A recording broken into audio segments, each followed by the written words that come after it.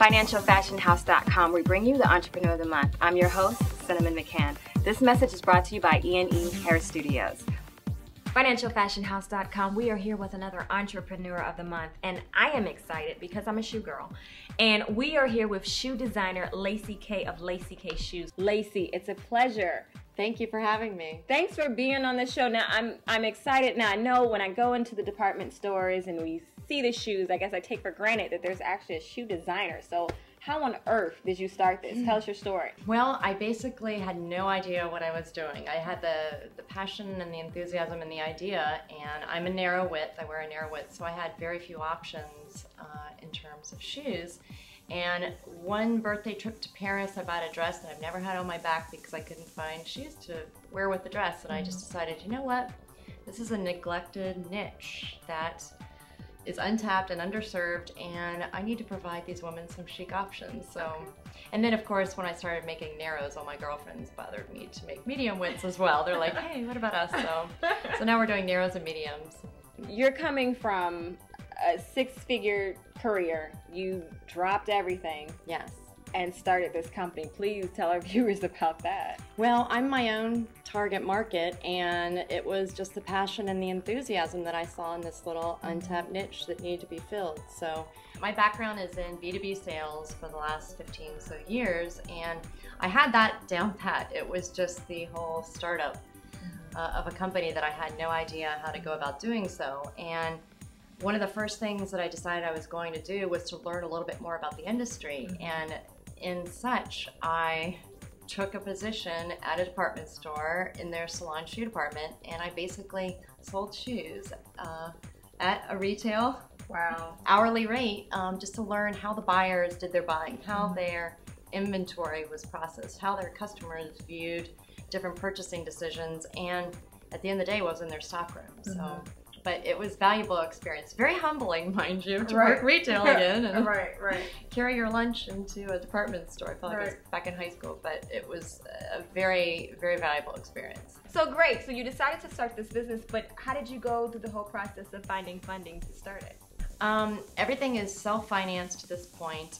It's all my personal funding, but once I got some traction and had several orders under my belt, and a lot of my girlfriends saw the shoes, they obviously took notice, and so I've had several friends and family and one angel approach me in terms of funding. So that's exciting. That way I can take it to critical mass. Building a lot of inventory is very cash intensive. One of the interesting things that I do want our viewers to know is that you are all over the country. Your shoes can be bought in Italy and New York and Rome and all that, and in actual stores, but you've taken advantage also of marketing on the internet. So you can buy your shoes at LaceyKShoes.com. And that's the good thing that I thought was really interesting, because you're, a lot of people, when you're doing services and when you're doing products, never forget about that World Wide Web and how you can market to people who shop online as well. Exactly. And that's a very good point, because a lot of the consultants that I've gone to, or that I've since kind of surrounded myself with, that I didn't have initially, but they can be a little old school in the sense that this is the way we've always done it in this industry, what have you, but coming at it from a fresh perspective and not knowing the industry, not having the background, the fashion merchandising expertise and what have you, kind of gives me a little bit of an advantage, because I look outside of the box and I say, okay, I don't necessarily want to do it the way that it's always been done, so I'm taking advantage of a lot of the technologies that are available today. And there's tons of it out there, and that's exciting. So can you tell us, what were some of your pitfalls when you started? Ooh, a whole host of pitfalls. Well, one of the problems, and it's be careful what you wish for. I got some incredible exposure my very first trade show. It was in February of this year, 2007, and I literally got my prototypes that exact same month, my samples, to show buyers. And as I was there at the trade show, InStyle's fashion editors came by and asked me about my shoes, and can we feature your shoes in our magazine? Well, InStyle has a circulation of 1.8 billion. So I had to scurry and build up a little inventory at the factory because of all the exposure that I would be getting from that article. So as a result, it's almost, like I said, be careful what you wish for, and some very good advice was given to me. Be careful how many sales you get. Be careful when you bark up those department store buyer trees and what have you, because one enormous order could totally put you out of business if you're not able to handle the supply chain that comes as a result afterwards from that huge order. What recommendations would you give our future as well as current entrepreneurs?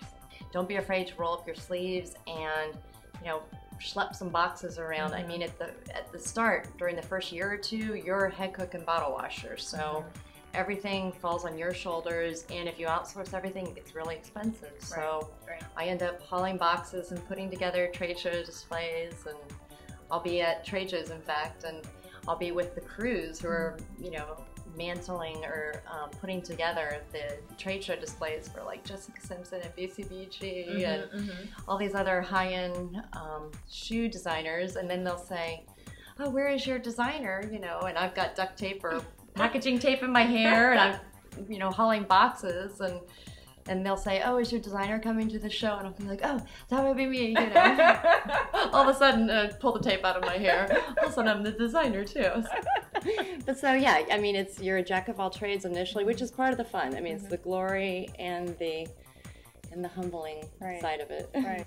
Lacey, thank you so much again for coming. You had a wonderful story. Financial Fashion House, I know some of you have been watching the videos and maybe you want to know how you can start your own business. Well, come see us at financialfashionhouse.com. I'm your host, Cinnamon McCann, and come see us again real soon.